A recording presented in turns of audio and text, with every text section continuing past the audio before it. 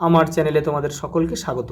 আজ আমরা ক্লাস 7-এর রায় মার্টিন প্রশ্নবিচিত্রা থেকে বাংলার দ্বিতীয় পর্যায়ক্রমিক মূল্যায়নের অষ্টম স্কুল সলভ করব।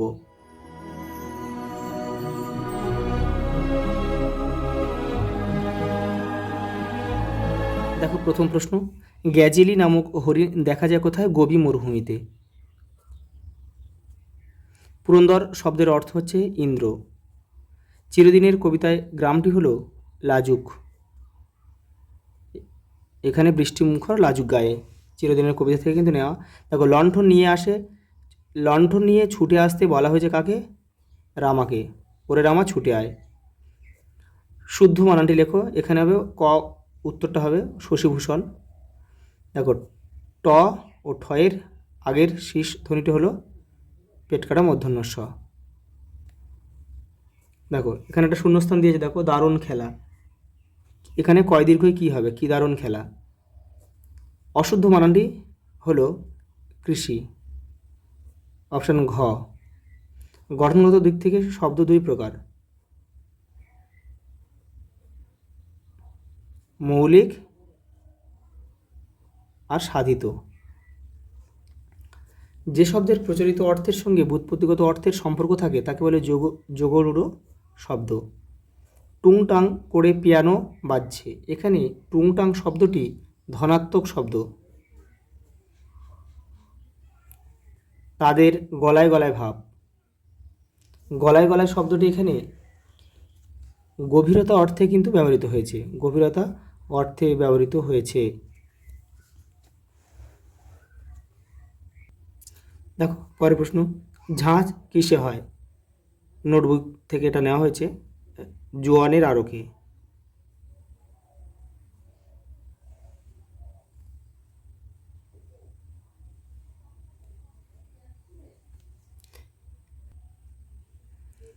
কিষান পাড়া নীরব কেন?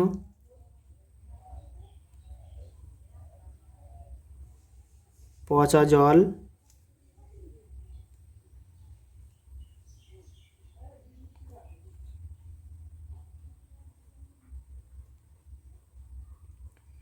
ও মশার অত্যাচারে। দেখো অসীমার প্রকৃত পরিচয় কি?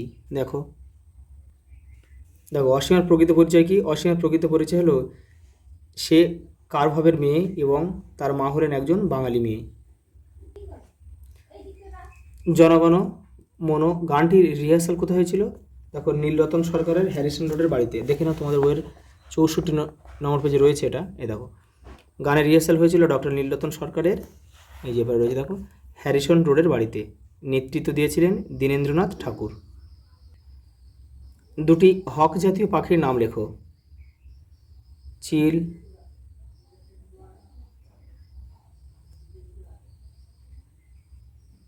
ঈগল। স্বদেশী মিটিংয়ের সভায় বক্তা ও গায়ক কে কে ছিল? দেখো বক্তা ছিল নেতাজি সুভাষচন্দ্র বসু, আর গায়ক ছিল কাজী নজরুল ইসলাম। আমি এখানে শর্টে লিখে দিচ্ছি নজরুল। স্মৃতিচিহ্ন কবিতার কবির নাম লেখো। কামিনী রায়।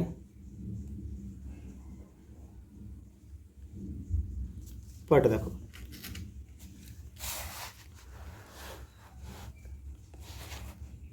কাল থেকে মনে মোর লেগে আছে খটকা। খটকা শব্দের অর্থ কী? খটকা শব্দের অর্থ আমরা লিখতে পারি সন্দেহ। মাকু গল্পে টিয়ার রুমালটি কেমন ছিল? সাদা, সরু লেসের,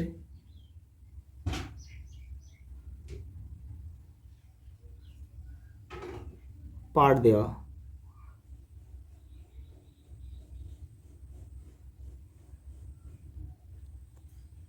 সপ্তাহে কতদিন পোস্ট অফিসে যায়? 3 বার।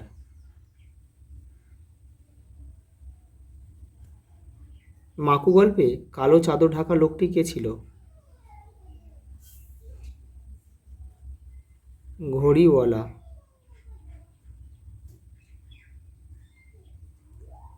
সোনাটিয়া কি নামে মাকুর পরিচয় দিয়েছিল? সে বেহারি হবে, এটা বেহারি।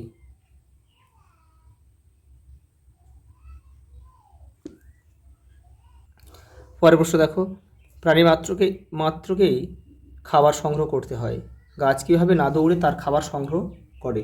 দেখো তোমাদের বইয়ের 43 নম্বর পেজে রয়েছে, কাদ্দুর কদ্দুর থেকে নেওয়া হয়েছে কিন্তু এটা, এখান থেকে তোমরা এটা লিখবে। পরের প্রশ্ন দেখো, পুরন্দরকে অসীমা কেন পুরন্দরকে ফেরিওয়ালা বলে ব্যঙ্গ করেছে? দেখো 106 রয়েছে তোমাদের এটা, দেখো এই যে পুরন্দরের সংক্ষিপ্ত পরিচয় দাও, আর এখান থেকে লিখবে এই যে পুরন্দর চৌধুরী হলেন 50-এর কাছাকাছি বয়সের একজন বিশ্ববিখ্যাত বৃষ্টিবিজ্ঞানী।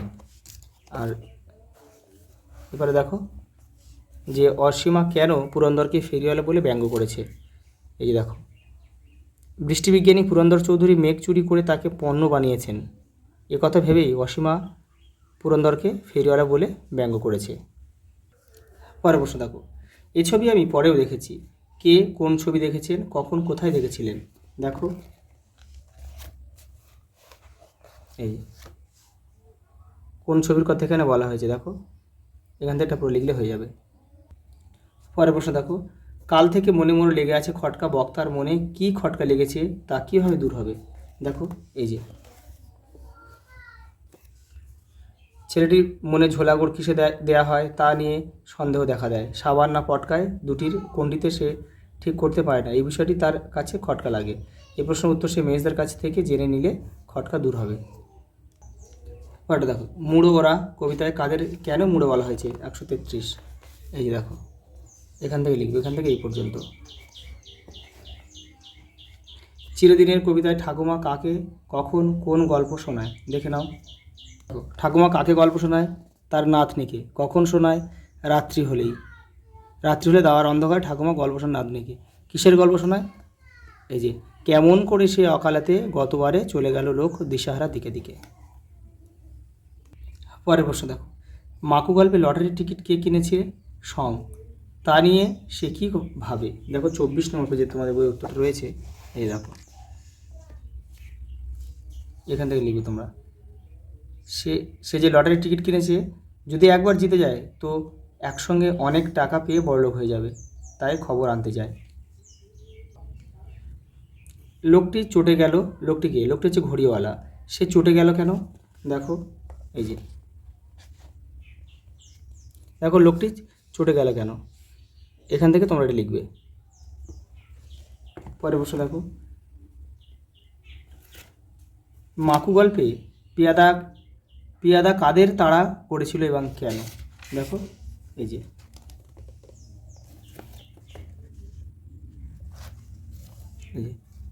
এখান থেকে কাদের কেন তাড়া করেছে, এখান থেকে এটা পুরোটা লিখবে। দেখো 6 দাগ কী রয়েছে? দেখো রচনা রয়েছে, প্রবন্ধ রচনা, যে কোনো একটা তোমরা পড়বে, এটা নিজেরা করে নেবে একটু। আজ এই পর্যন্ত, দেখা হবে পরের ভিডিওতে।